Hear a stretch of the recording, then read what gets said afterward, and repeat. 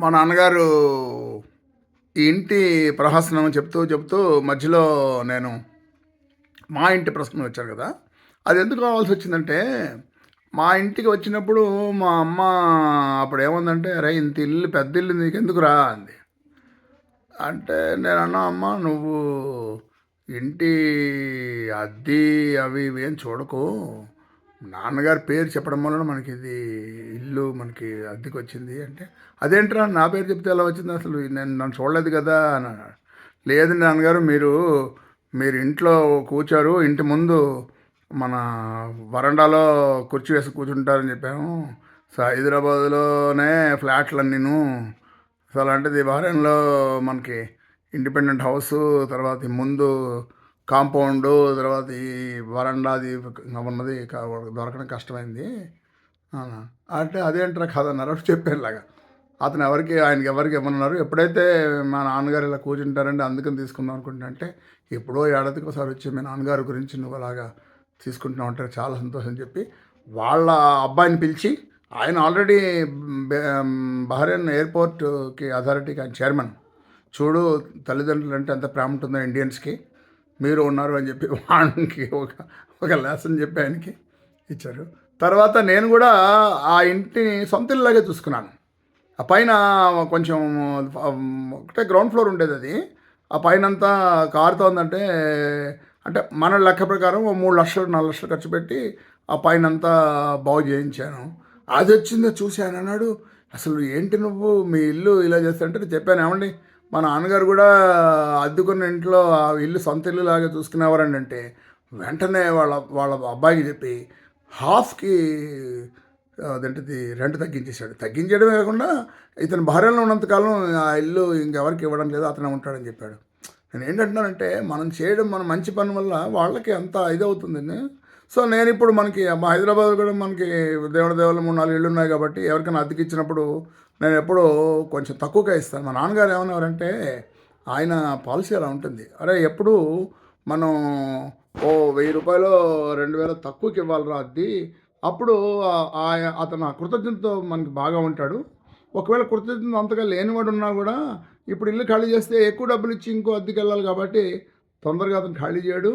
అందువల్ల మనకి ఇల్లు ఖాళీగా ఉంది, అద్దె పోయిందని ఉండదు" అని చెప్పేవారండి. అసలు మా నాన్నగారి పాలసీలన్నీ అలా ఉండేవి. "అరేయ్! నువ్వు ఎక్కడైనా మీటింగ్‌కెళ్ళినప్పుడు ఫస్ట్ లైన్‌లో కూర్చోవద్దు, ఫస్ట్ వరుసలో కూర్చోవద్దు.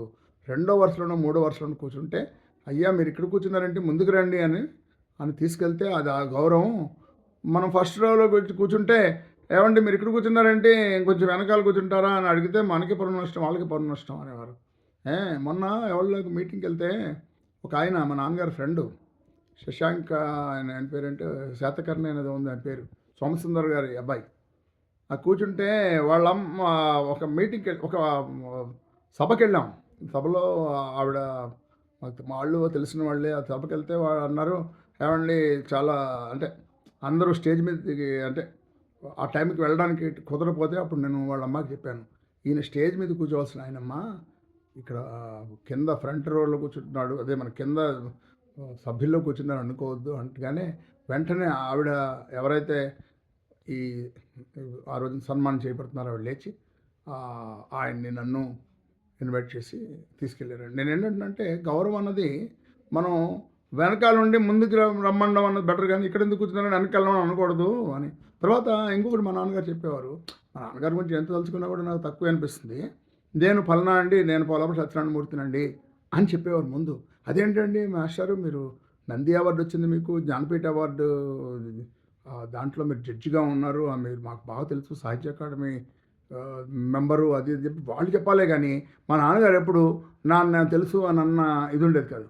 నాకు బాగా జ్ఞాపకం. ఒకసారి మన రామలింగరాజు గారి వాళ్ళ ఫాదరు షష్ఠి పూర్తికెళ్తే, అప్పుడు ఎక్కడో ఉన్నారు మా నాన్నగారు. ఏ అది ఇక్కడ కూర్చున్నారంటే రండి రండి అని చెప్పి ఎవరో తీసుకెళ్తున్నారు. ముందుకు తీసుకెళ్తుంటే ఈ బైర్రెడ్డి అనమాట ఆయన పేరు. ఆయన వస్తున్నారు. వచ్చి వెంటనే చూసి సత్యనారాయణమూర్తి గారు వెనకాల కూర్చున్నారంటే రండి ముందుకు రండి అని చెప్పింటే, వెంటనే అక్కడ అఖిల నాగేశ్వరరావు వాళ్ళు ఉన్నారు. ఏమిటి బైర్రాజు గారే పిలుస్తున్నారు అని చెప్పి వాళ్ళందరూ నిలబడ్డారు. అలాగా వాళ్ళందరూ తీసుకొస్తుంటే మా నాన్నగారు అన్నారు, "ఒరేయ్! షష్టిపూర్తేమో బైర్రాజు గారిది మొన్నే అందరూ వాళ్ళు చూడడం మొదలుపెట్టారంటే అంటే చెప్తున్నానండి వెనకాల కూర్చోవడం మూలన మీరు వెనకాల కూర్చున్నారంటే ముందుకు రండి అని బైర్రాజు గారు చెప్పి తీసుకెళ్తూ ఉంటే ఆటోమేటిక్గా అప్పుడు గౌరవం మెరుగా ఉంటుంది. ఫ్రంట్ బెంచ్లో కూర్చుని మీరు ఎందుకు ఎక్కువ కూర్చున్నారు అనుకుంటా. అంటే నేను ఏంటంటున్నానంటే అలాగా అద్దెకున్న వాళ్ళు కూడా మా నాన్నగారు ఏమన్నారంటే మనం అద్దెకున్నాము అని అనుకోకుండా సొంత ఇంట్లో చేసినట్టు చేశారు. అలాగే మనం సొంత ఇల్లు అయినప్పుడు అద్దెకిచ్చిన వాళ్ళు కూడా వాళ్ళు ఓనర్స్ గాను మనం అద్దెకున్నట్టుగా ఉండేవారు. ఇన్ఫ్యాక్ట్ మా అమ్మగారు అనేవారు కూడా మన మన ఇంటి ఓనర్ గారు అదేంటిది ఫోన్ చేశారండి అంటే మా నాన్నగారు అన్నారు ఇంటి ఓనర్ కాదు మనమే ఓనర్లు వాళ్ళు అద్దెకున్న వాళ్ళు అని చెప్పేవారు. ఎందుకంటే అద్దె ఇంట్లో ఉండి ఉండి వాళ్ళు ఓనర్లు అన్నట్టుగా ఒక ఫీలింగ్ అనమాట. అందువల్ల మా నాన్నగారు లెగసీ మాకు కూడా వచ్చింది.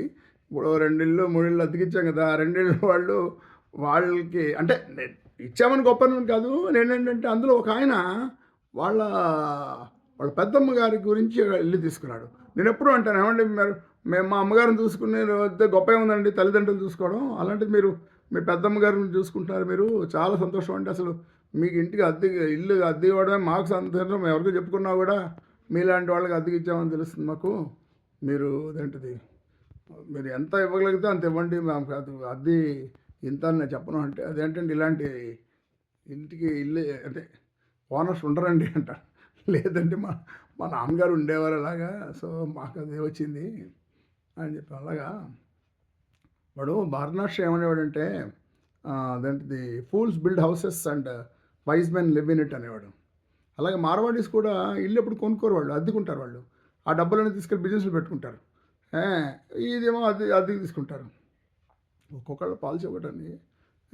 సో అందువల్ల ఇల్లు మనది కాదు అన్నది కాదు, ఇల్లు మెయింటైన్ చేయడం ఇంపార్టెంట్. అదే మా నాన్నగారి గురించి ఆయన ఆర్థిక వ్యవహార విధానాలు, తర్వాత ఇంటి వ్యవహారాలు, మెయింటెనెన్స్, తర్వాత మా నాన్నగారు అదేంటిది ఇప్పుడు ఏదైనా మనకి బటన్స్ కానీ కుట్టుకోవాలంటే ఆ బటన్ మా అమ్మగారిని కుట్టమని అడిగేవారు కాదు. తను సొంతంగా ఒక సూది దారం పెట్టుకుని కావాలంటే అది కుట్టుకునేవారు. అరే మనం చేసుకోవాల్సిన పనులు మనం చేసుకోవాలి కానీ ఇంకొకరికి ఇవ్వకూడదు అనేవారు. దీనికి కూడా ఒక జోక్ ఉంది. నేను ఎప్పుడూ మాది అమెరికన్ ఫిలాసఫీ, ఇంకెవడన్నా మనకంటే బెటర్గా చేయగలిగినా, చీప్గా చేయగలిగినా, తొందరగా చేయగలిగినా వాడికి మనం పని ఇచ్చేసి మనం ఇంకో పని చూసుకోవడం అని చెప్పి దాన్నే ఇంగ్లీష్లో అదే మన అమెరికన్ ఐటీ బిజినెస్లో అవుట్సోర్సింగ్ అంటారు. సరే మా మనవడు పుట్టిన తర్వాత మనవాడితో మాట్లాడుతాను, అరే మా అమ్మాయిని మీరు చాలా శ్రమ పెడుతున్నారా, మీరు మీ పనులు ఏది చేసుకోగలరో మీరు చేసుకోవాలి, అప్పుడు లేకపోతే యువర్ మమ్మీ అంటే మా డాటర్కి ఎక్కువ కష్టంగా ఉంటుందంటే వాడు అన్నాడు, తాత నువ్వు కూడా మరి అమ్మమ్మకి హెల్ప్ చేయాలి కదా, నువ్వేం చేయట్లేదు, అన్నం వండట్లేదు, ఏం చేయట్లేదు. ఒరే బాబు నువ్వు చెప్పింది కరెక్టేరా, పూర్వకాలంలో మరి మగవాళ్ళు వంటింట్లోకి వెళ్ళేవాళ్ళు కాదు అని చెప్పాను. అలాగా ఎందుకు చెప్తానంటే మనం అద్దెగా ఉన్నప్పుడు మనం ఏది మనం ఎక్స్పెక్ట్ చేస్తామో అలాగే మనం ఓనర్గా ఉన్నప్పుడు చేయాలి. అంటే we have to put our cells in the shoes of others. అందువల్ల సరే సోఫార్ మా నాన్నగారి గురించి మాట్లాడుతూ ఈ సొంతంగా తన పనులు తను చేసుకునేవారు, ఇంకోటి మీద ఆధారపడేవారు కాదు. ఇప్పుడు ఎవడు వస్తాడా మా డ్రైవరు వాటి చేత పని చేద్దామా అని చూడటం రన్ చేయడం మనం ఇదైంది. But we are also learning. So ఇది పార్ట్ 2. ఇది మా నాన్నగారి